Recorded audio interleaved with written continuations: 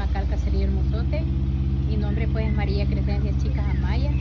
Nosotros somos un grupo de mujeres que estamos trabajando para recibir a la gente que lo visite y darle lo que es el testimonio, ¿va? Y después del testimonio de acá pasamos a lo que es al kiosquito, donde nosotros tenemos artesanías elaboradas por nosotros.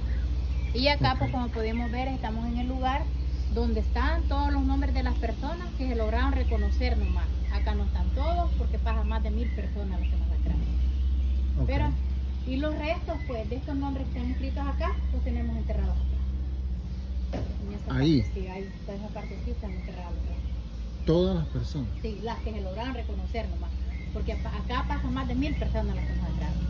Pero todos los restos de estos nombres que están escritos acá, sí los tenemos enterrados acá.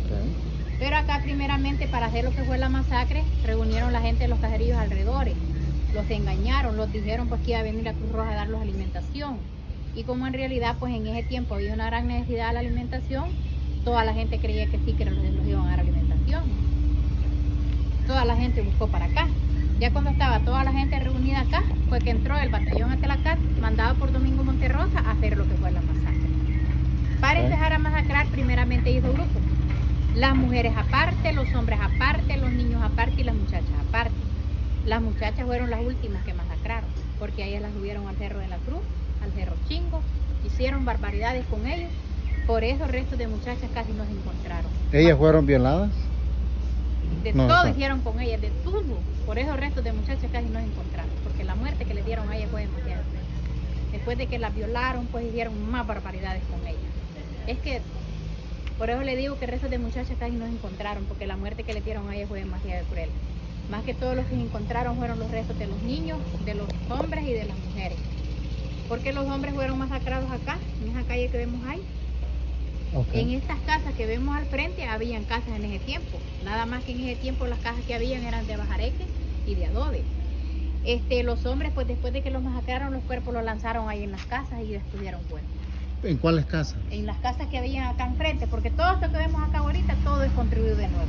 Todo es construido de nuevo. Pero allí donde están esas casas, habían casas antes. Nada más que eran diferentes. ¿De bajareque? De bajareque o de adobe. Algunas eran de adobe, sí. Y las mujeres pues, fueron masacradas buscando para la casa donde don Israel Márquez. Las masacraron en la calle y los cuerpos los lanzaron en la casa donde don Israel Márquez. Allí les pusieron fuego también. Y ¿Los quemaron vivos? No, primeramente las mataron. Después les pusieron fuego. Sí. Y los niños fueron masacrados en la iglesia, quemados en el convento. Allí adentro de esa iglesia. Donde está la iglesia ahorita, ahí estaba la iglesia antes. Nada más que en ese tiempo era de adobe las paredes y el techo era de teja de barro. Igual el convento, aquí eran las paredes de tierra, de adobe, y el techo de teja de barro. En el convento quemaron los niños. Cuando ya pues las paredes quedaron libres y todo, y con la lluvia, esas paredes cayeron encima de los restos. Por eso se encontraron soterrados lo que eran los niños, o sea, los restos que se encontraron. Porque cuando se dieron los acuerdos de paz en el 92, vinieron argentinos a hacer las exhumaciones. La primera exhumación se hizo allí en el convento. ¿Con el motivo de que hicieron la exhumación? ¿Qué es lo que querían hacer con eso? La exhumación lo hacían porque no creían que era verdad que había habido este masacre acá. No creían que era verdad que eran niños los que habían masacrado. Ellos decían que eran guerrilleros, porque eso era lo que decía el ejército, que aquí habían masacrado a los guerrilleros y eran los niños que habían masacrado. Por eso hicieron las exhumaciones. Esos restos los sacaron y se los llevaron por 2 años a San Salvador. A los 2 años los trajeron de nuevo. Es cuando ellos ya los trajeron en cajita. Es como nosotros los pudimos enterrar acá. Pero ¿cuántos están aquí reconocidos? ¿Cómo cuántos aproximadamente? Acá como 600 nombres, 600 personas. Entonces 600 personas están ahí. Enterrados allí. Enterradas ahí. Enterradas allí. ¿Pero están en ataúd o solo el cuerpo? Ya están en ataúd. Sí, ataúd. Ya aquí ya están en ataúd. Sí. Pero yo me pregunto, ¿no? ¿Cómo puede caber 600 personas en ese pedacito? Hicieron hondo. Hondísimo. La primera fosa que hicieron allá en aquella esquina, fueron 250 cajas que pusieron. 250 cajas que pusieron en aquel lado de allá. Aquí sí realmente no me acuerdo cuántas pusieron, pero sí también en esta parte de acá también hicieron esa fosa y se pusieron en cajas.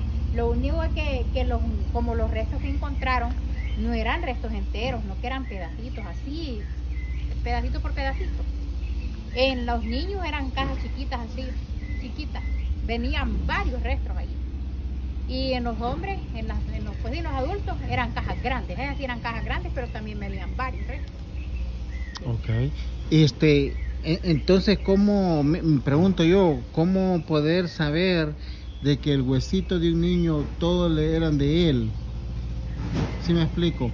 O del adulto, si habían bastantes pedazos, ¿cómo pudieron ponerlos de esa misma persona juntos? Es que como ellos los llevaron a San Salvador, ¿verdad? Allá al arzobispado de San Salvador. Ajá. Allá eran de mi manera de pensar, ¿va? Que ellos a ver cómo hacían con alguna máquina, algo así, para confrontar los huesos. ¿Quién era de quién? Pues, ajá, el ADN. Sí, el ADN, exacto, eso fue lo que hicieron allá.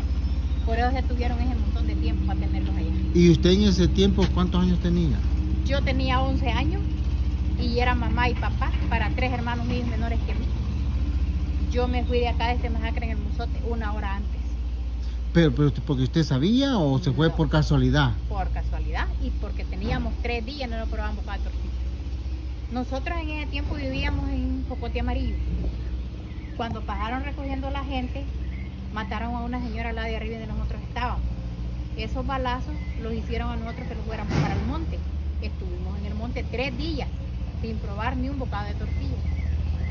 Y yo tenía 2 hermanas mayores, pero la que yo iba a buscar era una de las que vivía en un caserío que se llama Talsiga. Okay. Allá vivía mi hermana, que era mayor de mí. Cuando yo salí de Jocote Amarillo, eran a las 4 de la tarde. A las 3 salí de Jocote Amarillo. Ajá. A las 4 de la tarde llegué a la casa de don Israel Márquez. Ese señor le había dado posada a 35 familias en su casa, porque él decía que no quería que nadie se quedara sin alimentación. Él decía que quería que toda la gente recibiera la alimentación. Entonces cuando yo iba allí, a las 4 de la tarde, ahí estaba el gran montón de gente. Se veía pues niños, ancianos y ancianas eran las que estaban allí en la casa de don Israel Márquez. Allí estaban mis padrinos, o sea que toda la gentecita que vivía donde vivíamos nosotros, ahí estaba.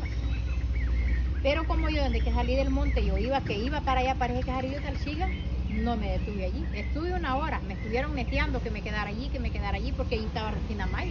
¿Pero quién le dijo que se quedara ahí? Rufina Maya era familia mía, allí estaba Rufina Maya, ella me decía que me quedara ahí. Mis padrinos también, porque él me decían ellos que los iban a venir a dar alimentación. Pero no, le dije yo, no, es que yo no me quedo aquí. Y fue como nosotros lo fuimos a las 5 de la tarde. ¿Y el ejército del batallón Atalacat, a qué horas entró? Porque usted dice que fue 1 hora antes de que pasara. ¿Usted no lo encontró en el camino? No lo encontramos en el Capaya. Nosotros lo fuimos a las 5 de la tarde. A las 6 de la tarde entró el ejército acá.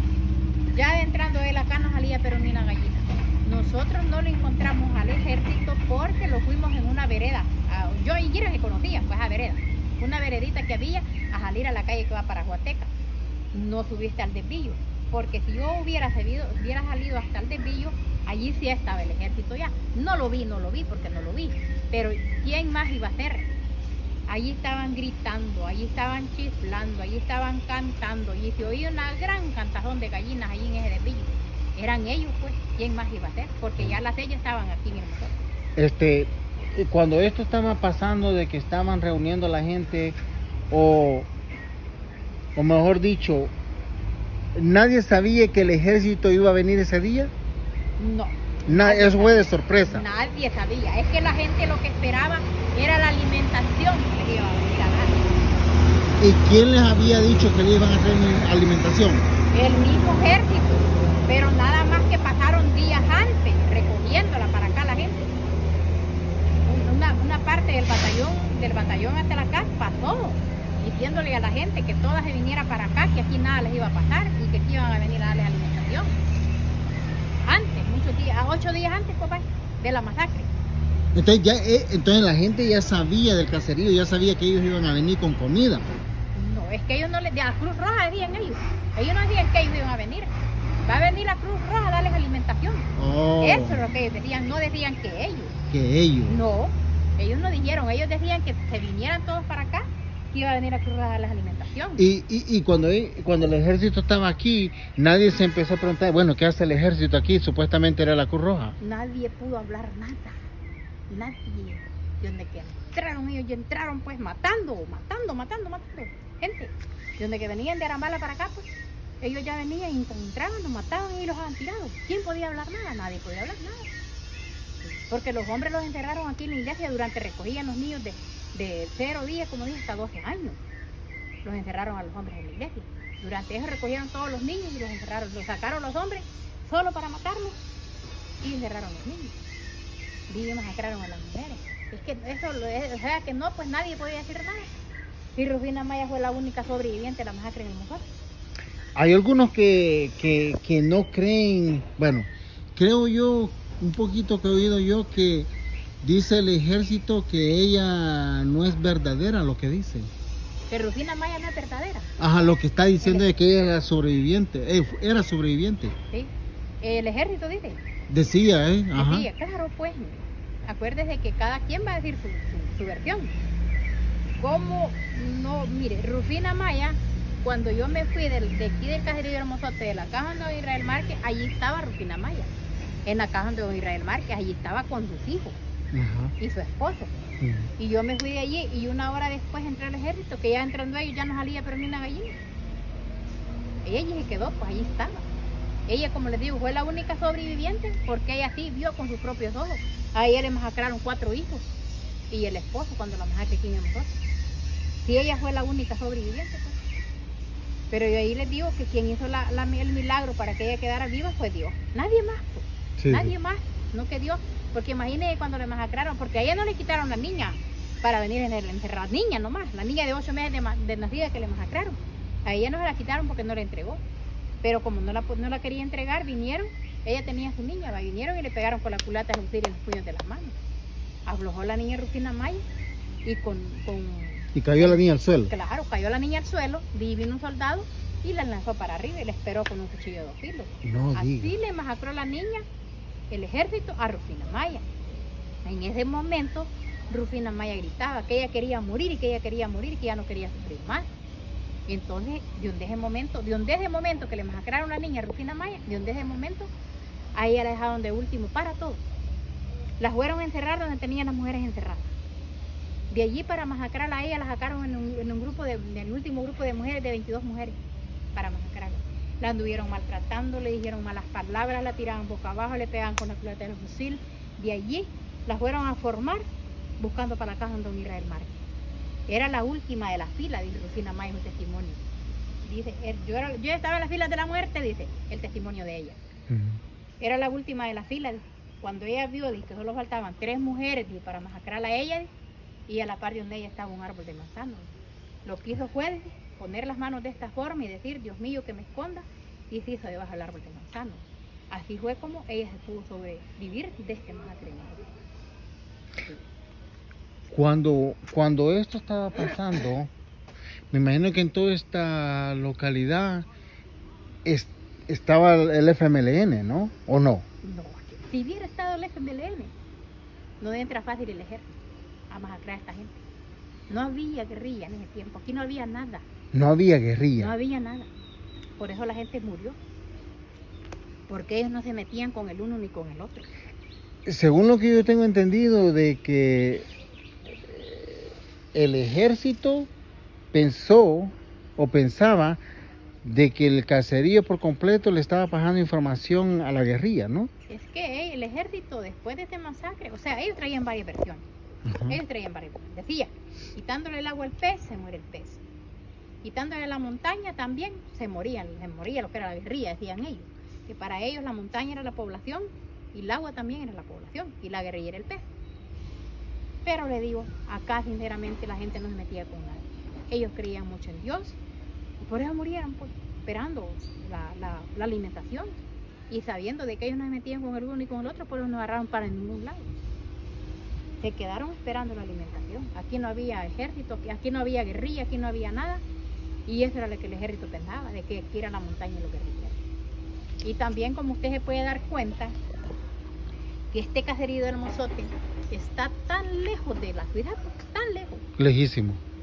Ellos lo que querían era venir a masacrar a esta gente acá y dejarla como que nada había pasado. Eso era lo que ellos querían. Matar a esta gente y apagar esto como que nada había pasado. Okay. Eso fue lo que hicieron ellos. La señora Rufina, cuando eso pasó, me imagino que ella se fue del lugar. Según lo que yo tengo entendido, una información que vengo yo oyendo, creo que es de ella, de que ella se fue por matorral y encontró como 2 personas que la auxiliaron. Sí. Rufina Maya, después de este masacre, cuando ella se metió debajo del árbol de manzano y echaron de ver que les faltaba una mujer de las que tenían formadas, hicieron la balacera para lado, una vereda que había para allá, para un manzanar oscuro había una vereda, hicieron la balacera para allá, pero ella aquí estaba no se había ido. Y como todavía los niños no los habían masacrado, los tenían enterrados acá, en lo que se vinieron que iban a masacrar los niños, entonces en ese momento ella se tiró donde estaban las mujeres muertas, se ensangrentó el vestido. Ella dice en su testimonio, yo miraba, dije, como que eran patas de ovejas, dije, y eran patas de las vacas, dije. Entre medio de esas patas de las vacas, ella se pasó para el otro lado del cerco, donde ella estaba, a donde estaba un manzanal oscuro. Allí se quedó ella, que dice en su testimonio, que solo hacía la tierra así y embrocaba la cara a llorar, porque ella estando allí, escuchaba los clamores de sus hijos. Todos los niños le gritaban a las mamás. Los niños de ella, dije, que le decían: mamita Rufina, venga a sacarlos de acá que los están ahorcando. Mamita Rufina, venga a sacarlos de acá que los están decollando. Entonces esos clamores, dice que ella le hicieron como que se quería venir. Ajá. Como que quiso actuar, pues salirse de allí y venir, pero no, dije, como que sintió como que alguien la aló para atrás y no. Entonces dice que dijo ella, pues Dios sabrá por qué, pero me duele tanto. Voy a quitar mis hijos. Y igual como los niños le gritaban a ella, así los otros niños le gritaban a las otras mamás. Pero ellos ya estaban muertos. Los estaban matando aquí. Sí, los padres. Sí, los padres. Todos los padres estaban muertos y solo ella estaba viva. Solo ella estaba viva. Paulita estaba muerta. O sea que los niños clamaban, pero con los padres ya muertos. Ya muertos. Ya con los padres muertos. Y cuando los niños los mataron ahí dentro de esa iglesia, ¿cerraron las puertas o no habían puertas o estaba abierto eso y que podía oírse lo que es la...? Habían puertas, pero a mi manera de pensar no habían cerrado las puertas. Para que se escuchara donde estaba Rufina, es porque no habían cerrado las puertas. No cerraron las puertas, como eran niños, pues los niños cómo iban a escapar. Ok. Entonces, la masacre fue aquí. En toda esta parte acá. Todo esto aquí. Sí. Entonces, la señora Rufina, ¿para dónde agarró? Para salvarse, buscando esta cosa, sí, para allá. ¿Cuando está esa moto, así sí, para allá? Cuando está esa moto, así para allá. Exacto. Esa moto que se ve allá, que era blanca. Sí, para allá, ahí es donde ella se salvó. Entonces, allí la llevaron a matarla a ella, pues, pero allí se salvó ella. Pero entonces, ese era como un matorral antes. Sí, ¿no? era un manzanal, para allá un manzanal oscuro, vaya.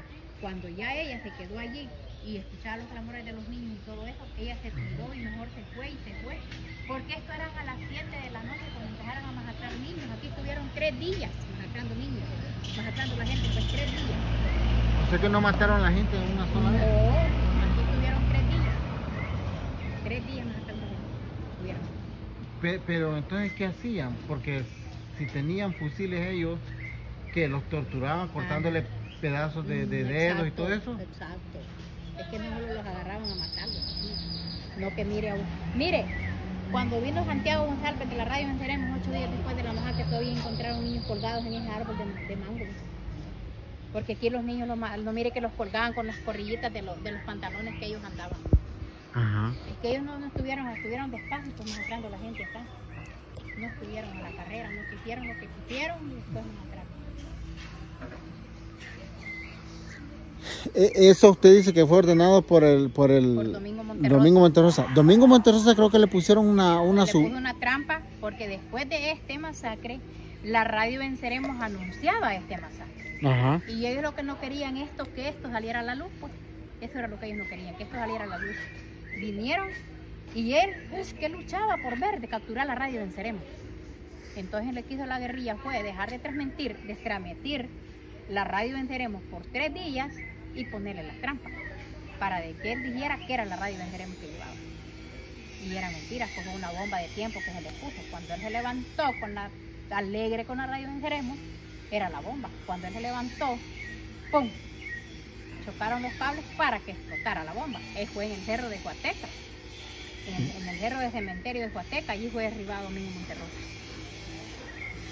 Entonces, cuando usted dice de que la guerrilla le puso la trampa, él pensó, Domingo Monterrosa pensó de que se iba a ver con los de la radio Venceremos. No, él lo que quería era capturarse la radio Venceremos, solo la radio Venceremos. Bueno, pues y seguro que debe haber quererse llevar los integrantes. Los integrantes, pero no, esto iba a ser imposible, pero como ya yo la radio Venceremos, él alegre que la radio Venceremos era que llevaba. Oh, entonces él llevaba el equipo. Exacto, cabalito como que era la radio Venceremos, pues, y era una bomba. Ya cuando se le levantó el helicóptero, cuando iba allá arriba del cerro de Huateca, ¡pum! Chocaron los cables, explotó. Pero cuando dice que chocaron los cables, ¿cómo es eso? A ver, fue la guerrilla, que la guerrilla tenía una... ¿La activaron o qué? Exacto, la activaron. La activaron. Ajá. Es como poner un ejemplo, que esta fuera la radio Venceremos. Ajá. Yo estoy a unos varios kilómetros de aquí.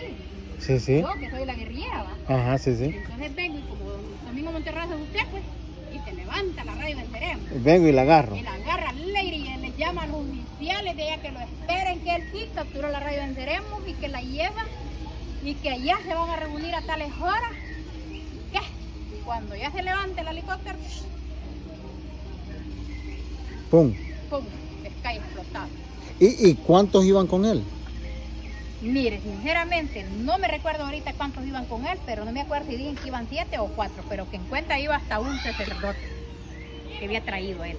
Oh, sí. Un sacerdote, sí, había traído. No me recuerdo cuántos andaban, pero sí andaban varios con él.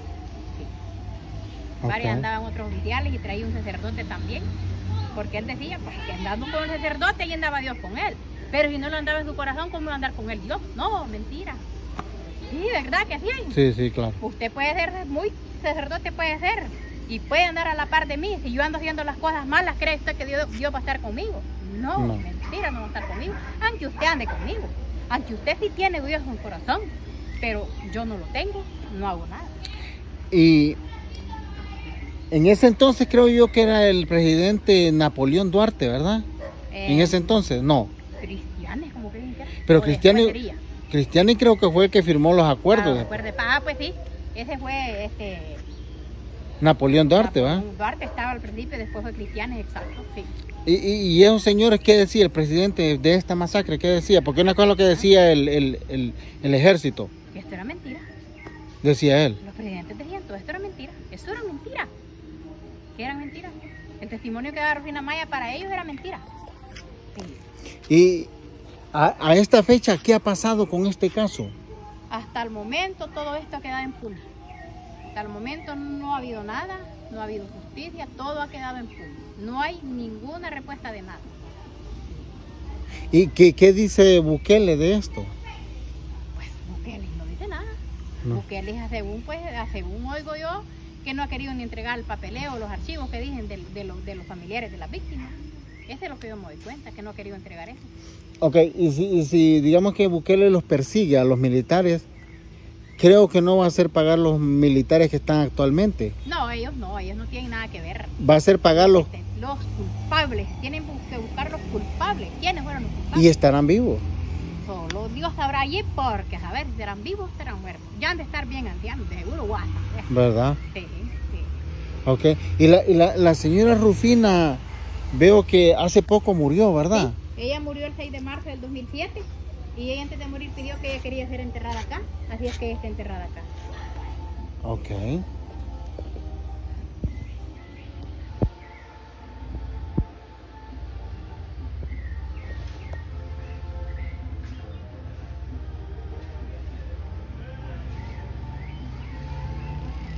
¿Cuántos años tenía ella cuando falleció? Rufina Maya tenía 66 años. 66. Sí. Cuando la masacre tenía 42.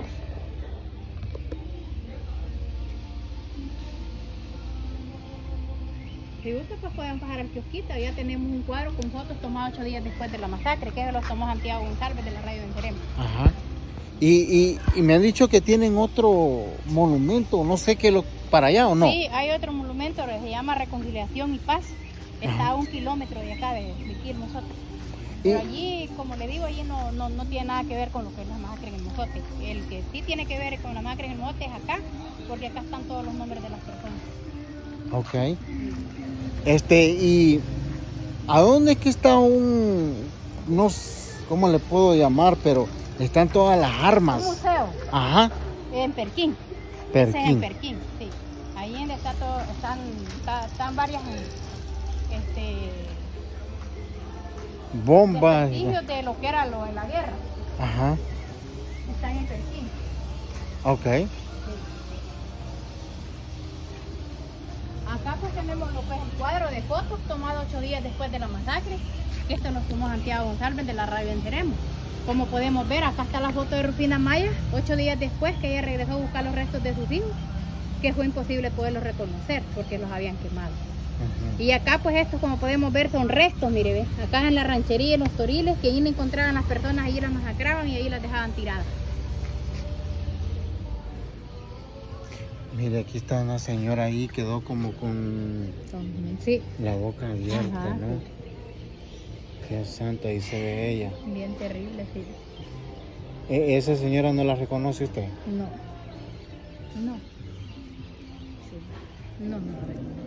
Nadie de los que están aquí, aparte de doña Rufina, nadie reconoce usted.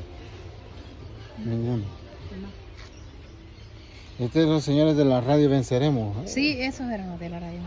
¿Y estos señores qué se hicieron ellos? En San Salvador están algunos. Santiago González está en San Salvador. En el Museo La Palabra es en San Salvador. Ok. Sí. Esto no fue fácil para nosotros los familiares. Fue terrible. El ejército, después de que masacró a toda la gente en esta parte de pared, que fue la única que quedó viva, dejó este letrero escrito, mire. En este aquí, Sí, aquí donde está, ahí dejaron es el letrero que está ahí escrito. este que está aquí. Sí, los dos. O los dos. Sí.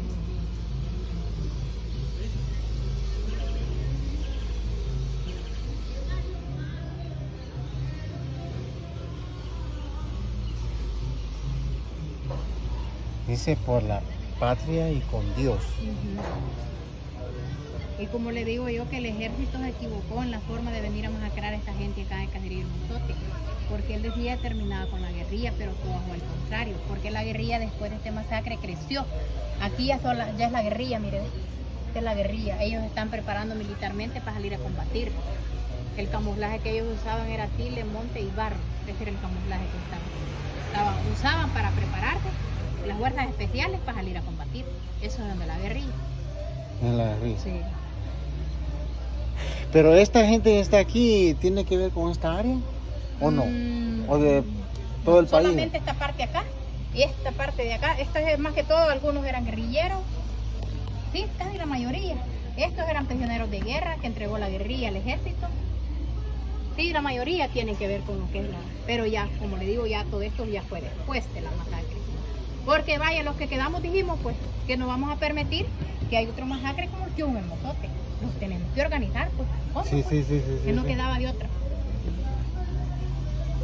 Entonces, he oído yo que uno de esos prisioneros, bueno, algunos de esos prisioneros que se ven ahí en esto que estoy enfocando, ellos decidieron quedarse con la guerrilla. Exacto.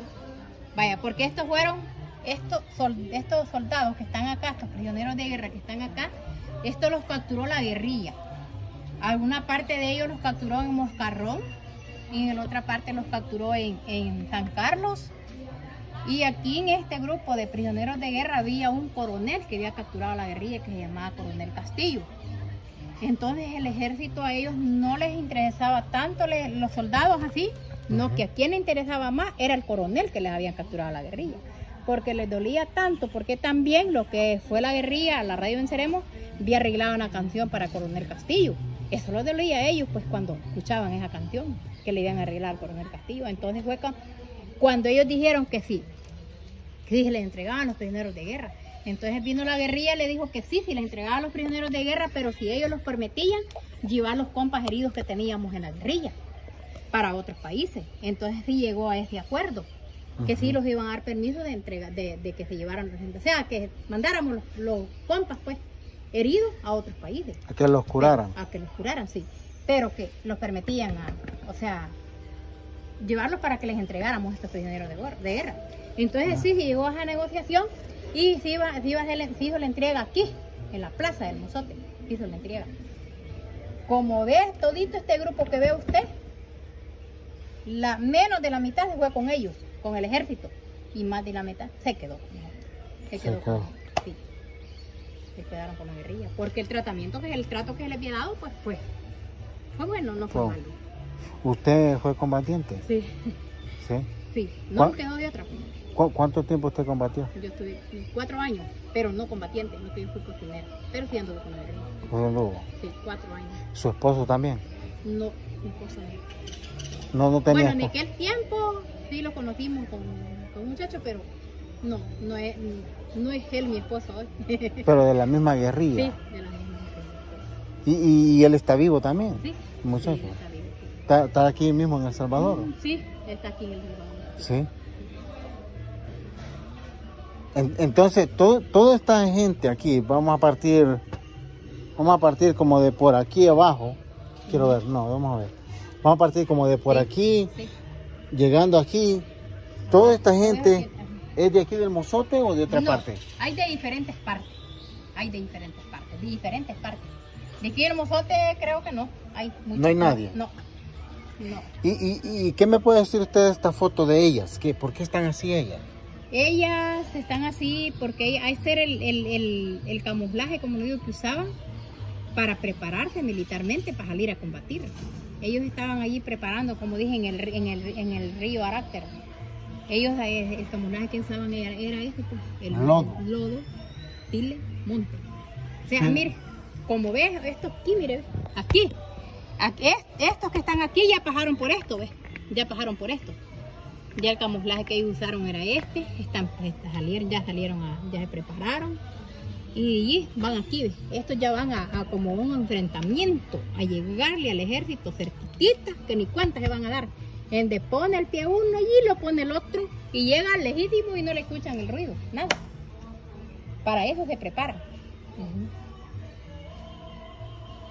¿Algunos de ellos que están ahí estarán vivos? A ver, fíjate, no sé. Unas compas de estas sí están vivas, esta está en Torola. Ella está en Torola. Ella está en Torola. Esta compa, esta está en ¿Esa de Gorra? En la Unión, sí. Y las otras no sé, realmente no sé si están vivas o están muertas, porque yo tengo tiempo que no de saber nada de ellas. Y en cuanto a lo que es el armamento, ¿quién le daba el armamento al FMLN? Después de este masacre, hubieron países que ayudaron al FMLN, Guatemala y Cuba. Y ya después el mismo ejército, la misma guerrilla les capturaba. Vaya, por ejemplo, mire cuántos prisioneros de guerra. Ahí esto les quitaron todas las armas. Y ya muchos más que se fueron y dejaron las armas tiradas, ellos capturaron las armas. Los compas capturaron las armas. Así se armó la guerrilla, capturándolas ellos, las armas. Las armas. Sí. Pero al principio cuando empezó la guerra, ¿con qué se defendían? No habían armas, no tenían armas. Al principio no tenían armas. Vaya, por ejemplo, cuando este masacre en el Mozote, pues si ellos hubieran estado armados, no hubieran entrado al ejército. Si las armas que ellos tenían, vaya, en ese tiempo sí se empezaba la guerrilla allá en la Guacamaya. ¿Sabe cómo estaba empezando? Con reuniones. Se estaban reuniendo nomás. Tenían unos cajitos de palo, buscaban unos cajitos de palo, con esos cajitos de palo se preparaban como que era un fusil, pero eran pedazos de palo, no eran armas. Y ya después sí creció la guerrilla con armas y con gente, mucha gente, porque es lo que quedó.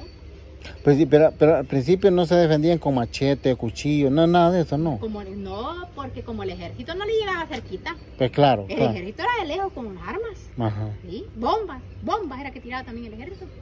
Bombas, como él fue el ejército, pues fue apoyado por Estados Unidos, pues el Estados Unidos mandaba las muchas armas especiales para matar a esta pobre gente aquí. ¿Verdad? Vaya, por ejemplo, el batallón Atelacap, el batallón Bracamonte, el batallón Atonal, el batallón recuerdo, pero la verdad, esos fueron entrenados en Estados Unidos para venir a entrar acá. Estados Unidos era el culpable que no quería que terminara la guerra aquí. Exacto, o no quería que terminara la guerra, que se dieran los acuerdos de paz. Cuando andaban los aviones ahí o helicópteros ahí, solo se oían los bombazos que venían de allá arriba, ¿vale? Guarde, y deberían ser una hormiga, uno para meter en un agujero más pequeño. Sí. Porque eran bombas las que tiraban. Sí. Sí, cuando andaban los aviones, sí. Y me imagino que mataron bastantes compas, ¿no? Sí, hombre. ¿Verdad? Sí. Mire el ejército, mire la guerrilla, cuántos soldados los dejó vivos, los entregó. Y el ejército cuando agarraba una compa, y es que hubiera visto qué terrible cómo la mataban. Lo torturaba primero.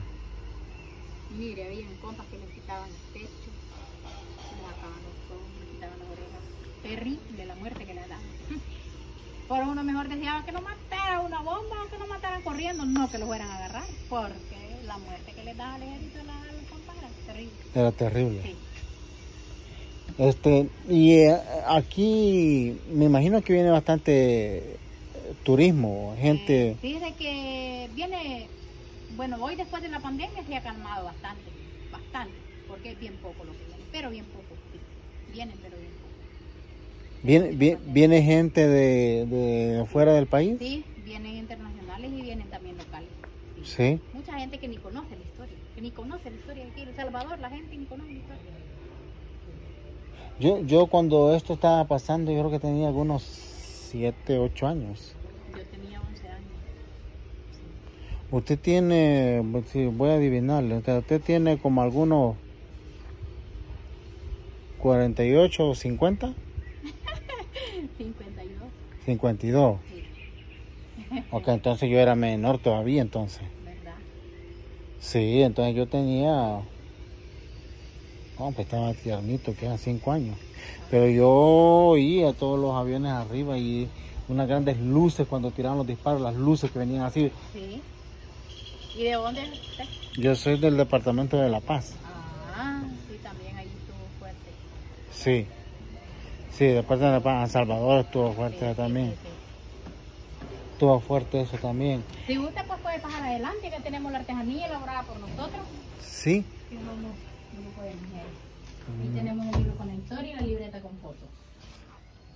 Esta es la historia del mozote. Sí. Ese es escrito por Santiago González con el testimonio de Rufina Maya. Ok.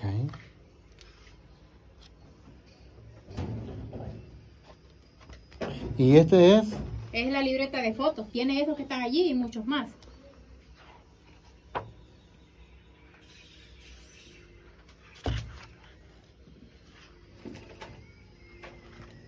Ok. ¿Y esto? Esos son películas. De la guerra también. Algunos. ¿Quién grababa estas películas? Santiago González, el de la radio en Ceremo.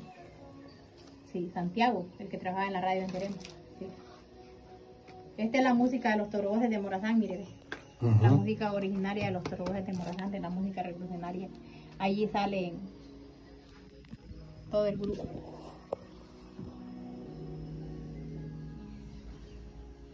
Mira, andar ahí en esta...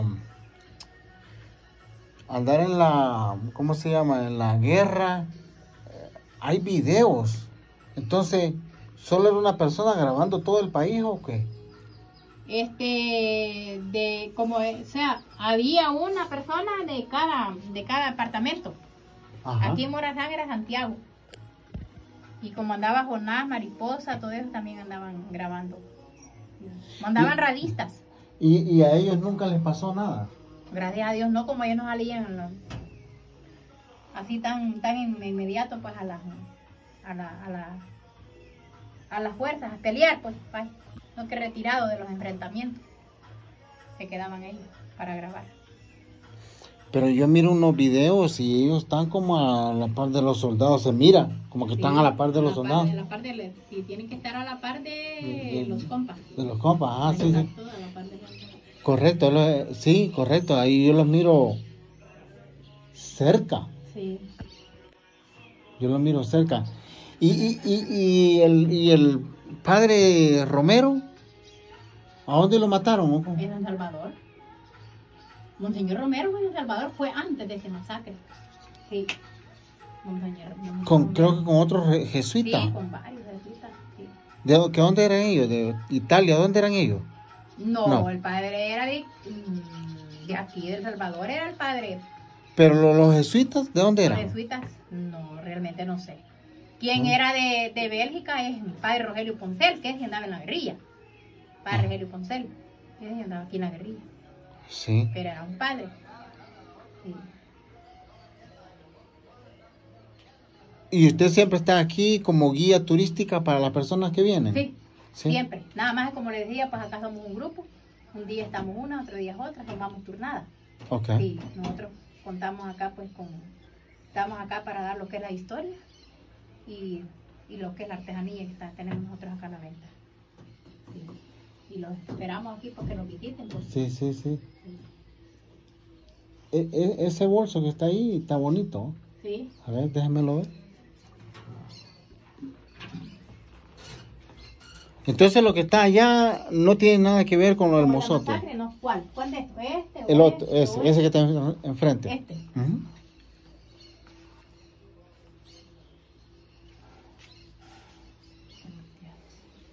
Bueno, hasta aquí vamos a llegar con este video. ¿Cuál es su nombre de nuevo? María Crescencia Chicas Amaya. María Crescencia, con señora María Crescencia. Espero les haya gustado este video. Bien interesante.